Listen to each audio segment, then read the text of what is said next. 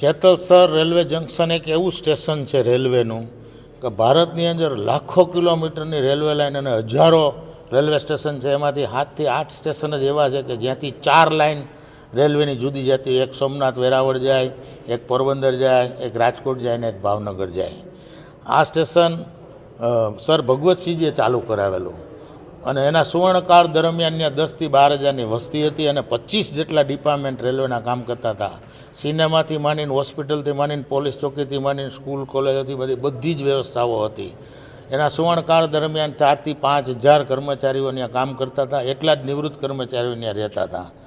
Bhavnagar division અને અન્ય કોઈ રેલવેના ઉચ્ચ અધિકારીઓ કોઈ કિનાખોરી રાખીને જે કાંઈ એને મુશ્કેલીઓ ઊભી થઈ હોય એના હિસાબે આ સ્ટેશન ઉપર કિનાખોરી રાખીને ધીરે ધીરે અમુક ડિપાર્ટમેન્ટો વેરાવળ, જુનાગઢ, સોમનાથ અને ભાવનગર ડિવિઝન હોવા છતાં રાજકોટમાં મોકલી દીધા છે. એટલે આ ગામ પડી ભાંગે એવી સ્થિતિ ઊભી થઈ છે, જેના સુવર્ણકાળ દરમિયાન આ જે સૌરાષ્ટ્રની વચ્ચોવચ્ચ આવેલું રેલવે સ્ટેશન છે, જ્યાંથી અમરેલી જવા માટે, પોરબંદર જવા માટે, રાજકોટ જવા માટે કે સોમનાથ જવા માટે 1 કલાકના કોઈ પણ જાતની ડિઝાસ્ટર મેનેજમેન્ટ કરવાનું થાય ત્યારે ટ્રેન અને સ્ટાફ પહોંચી શકે. એને બદલે આ લોકોએ કિનાખોરીથી આવું કર્યું છે.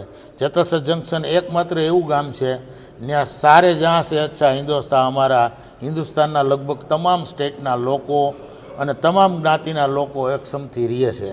અને વર્ષોથી આ સુવર્ણ કાળ સમા રેલવે સ્ટેશનને મોડેલ રેલવે સ્ટેશન તરીકે વિકસાવવાનો હતો, એને બદલે કિનાખોરીથી એ સ્ટેશનને ભાંગવાનો પ્રયત્ન કરી રહ્યા છે. જે કર્મચારીઓને રાજકોટને અન્યત્ર ખસેડાયેલા છે એને ઓલામાં જે એલાઉન્સ દેવાનું હોય 10%ને બદલે 20% દે. 2-3 કર્મચારીઓનો બોજ પણ વધશે.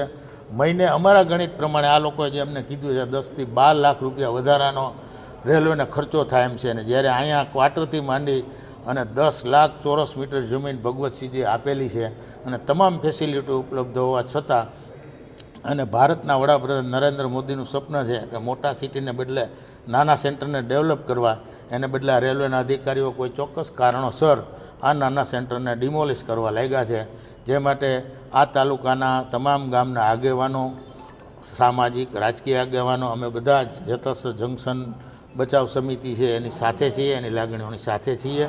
અને આગામી સમયમાં આ બચાવ સમિતિ જે કાર્યક્રમ આપશે એમાં બધા જ અમે એના સાથે દિલથી જોડાઈ અને આ પ્રશ્નોને હલ કરી અને જે ડિપાર્ટમેન્ટો અહીંથી બંધ કર્યા એ પાછા લાવવાના પ્રયત્નો કરશું.